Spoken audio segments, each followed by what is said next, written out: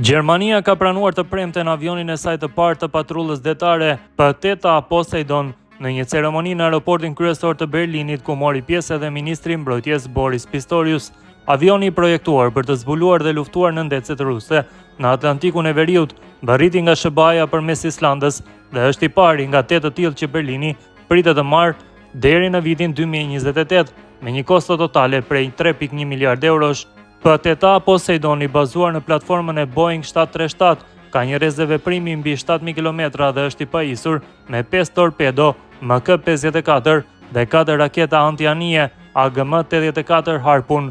P-8 do të forcojë në mënyrë të qëndrueshme aftësitë tona për zbulimin detar dhe mbikëqyrjen globale, veçanërisht për luftën kundër nëndecëve armike, deklaroi inspektori marinës gjermane Jan Christian Kak, duke cilësuar avionin si një roje fluturuese të mbrojtjes evropiane.